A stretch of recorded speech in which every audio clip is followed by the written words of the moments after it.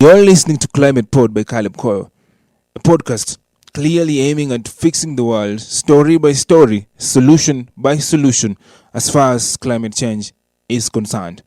Solution number 3: less red meat, please. I know this is going to be difficult, but if we continue eating red meat or meat at this rate, there is not going to be any world to live in. Here is why reducing meat consumption is so important in fighting climate change. I need you to listen really carefully. Livestock agriculture, specifically production of beef and lamb, is a very significant source of greenhouse gas emissions. Think of it this way: the livestock sector is responsible for a substantial amount of methane emissions, a potent greenhouse gas. Now, if we consume less meat, especially the red meat, individuals can help reduce the demand for livestock production, leading to lower emissions. Because the more livestock we consume, the more red meat we consume, the more methane we have produced that goes into the atmosphere. So if we tone down on that, then we also in turn tone down on the level of methane that we release into the atmosphere. Another angle to this is actually that the expansion of livestock farming often leads to deforestation. If you have many cows meant for beef production, then you need a bigger farm. Then you're possibly going to clear some land somewhere to ensure that you accommodate all your cattle. That is deforestation. In some regions like the Amazon rainforest, this is actually going on. Now, trees capture and store carbon dioxide. And when the forest is actually cleared, the carbon stored in the trees is released into the atmosphere as CO2. When you clear a rainforest, when you clear a forest, when you clear a region because you want to build a farm for your cattle, then the CO2 that was previously being stored and being contained by this forest is going to be released into the atmosphere, and that causes trouble. Now, if you reduce meat consumption, then most definitely we are going to reduce the desire to really clear more land, clear rainforest to accommodate our cattle.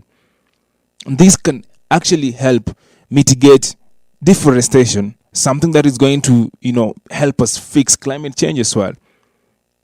Now, we also have to talk about, the water intensiveness when you are actually doing livestock agriculture. The production of meat requires a significant amount of water for animal drinking, feed crops, and processing.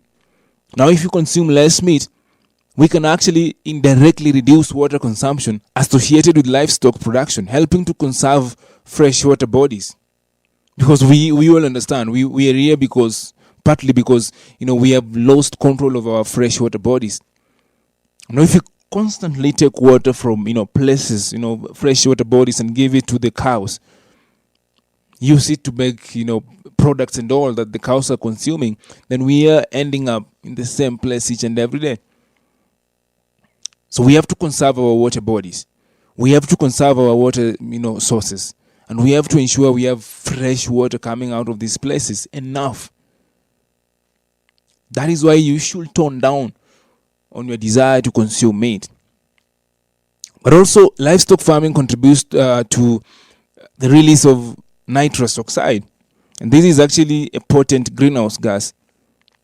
Nitrous oxide is mainly emitted from the application of fertilizers to crops, including those grown for animal feed. Now, by reducing meat consumption, the demand for feed crops can decrease, leading to a reduction in the use of fertilizers and subsequent nitrous oxide emissions. It's a lot of, science and agriculture terms, but it's just meant to make the world a better place. Understand, even small changes in our diet, such as adopting a flexible plant-forward approach, can make a significant impact in reducing the environmental footprint associated with meat production. Overall, promoting a shift towards more plant-based diets can contribute to a more sustainable and climate-friendly food system. So listen, I know this is going to be difficult, but the more you consume red meat, the more you desire, the more you want red meat to be circulated in the market, the more you're placing the world at a very dangerous place, day by day, meat by meat, desire by desire. This is going to be difficult, but it's still possible. It's very possible. So let's tone down on the red meat, please. This is Climate Pod by CalebKoyo, an all-climate podcast that is aiming to fix the world, story by story, solution by solution. Do something.